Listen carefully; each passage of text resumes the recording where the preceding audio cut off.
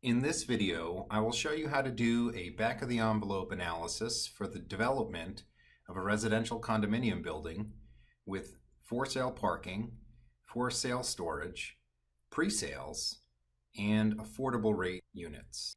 First, I will go to File, New, BOTE, and select the type Condominium Building Development. And you'll see at the top here we have two ways in which we can run the analysis. The default selection is FAR based, which is based off of the above grade gross square footage of the property, and that's the one that I will use. But you can, once you are within the analysis, toggle to the other method, or you can start with the other method and then toggle to FAR based once in the analysis. I'll give the property a name.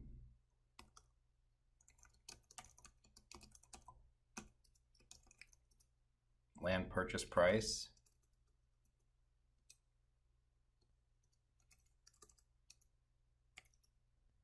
Put it in average sales price per market rate unit. Average unit size. Senior construction loan to cost and interest rate for the construction loan, and then construction duration. And click submit. And now the file is created. And you'll see that all the inputs that I made on the prior screen have populated here on the analysis screen. What we're going to do is we'll work our way down this left-hand column and then work our way down the right-hand column. And the result will be net sales proceeds, net profit, and a profit margin. And all of this is on a pre-income tax basis. And in addition, we have the multiple on invested equity that we will get.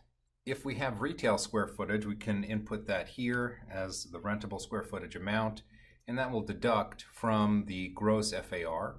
And then we apply a residential condominium use efficiency factor, so let's say that's 80%. And that gets us our saleable condominium square footage. And if we have affordable rate units, which we are assuming here, we will put in the average unit size for those, and the number of storage units, the parking requirement per residential unit, and our pre-construction duration. Let's say that takes us 9 months to get to permits, and then let's say our construction's a little bit longer than that. Maybe it's 22 months, and then our post-construction sales period is going to be 12 months. And we can change all of these things as we go along. So our total timeline is 43 months. Next, let's move to the uses of funds. And let's assume it's going to cost us $300,000 in hard costs per unit, retail TI hard costs of $50 a square foot, soft costs and contingency as 25% of hard costs, and we'll leave our loan to cost at 65% and our construction loan and operating deficit at 5% annually. At this point, we can make adjustments to the land purchase price. 2% of the total project cost is not likely, so maybe the land purchase price is something more like $45 an FAR, and that gets us to roughly 11% of the total project cost. Hard costs are roughly 65%, soft costs roughly 20%, and that seems a little bit more in line with typical project economics. And so, given we've inputted the uses of funds, the sources of funds have populated down here. We have our 65% loan to cost construction loan, and then the required residual equity amount of $48 million. Total project cost roughly $140 million. And now we'll go up to the project cash flows column here. We'll input the percentage of the total residential unit count that are required to be sold at the affordable rate. And so let's say that's 8%. And then the percentage of market rate product that is pre-sold, let's say that's at 7%. And let's say we're going to do pre-sales for 6 months. And so we'll be selling 3 units a month for 6 months. These are just illustrative numbers and everything can be changed again. And the affordable unit average price, let's say, is $300,000. Okay, you notice that that's well below total cost for the project on a per unit basis. And this is often the case with the affordable statutory pricing ceilings.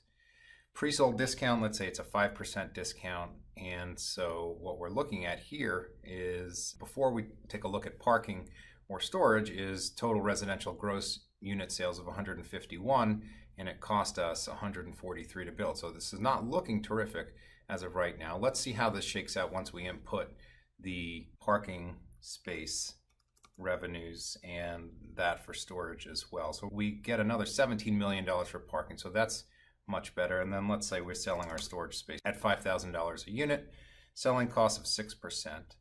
And then rents on the retail piece of $50 a foot, selling that at 6% cap rate and retail selling costs of 3%. So when we take a look at what we have here through this first pass, we see that we have a pre-tax profit of $26 million, which gets us to a profit margin of roughly 16%, and a multiple on invested equity of 1.5 times. This is a little bit low for development risk. So at this point, we would likely go through and see which of these assumptions we can manipulate with a straight face, of course, to solve for a 20 to 25% profit margin. So maybe it's the retail rent. Maybe we can build it a little bit cheaper. Maybe our regular market sales units will actually sell for $550,000 per unit instead of $500 on average. Okay, so that right there got us to a 22% profit margin. And below we have the sensitivity tables, which show us the change in the profit margin, which is shown here, given changes in the average market rate unit price, and in this case on the y-axis is the required percentage of affordable units, so we can vary this by 25 basis points, or let's say 50 basis points, and then the market price per unit by 25,000. And so we see the spectrum of outputs here. So if we were to have 500,000 per unit on average in sales and only 7% in terms of requirement, that gets us to a profit margin of 16%.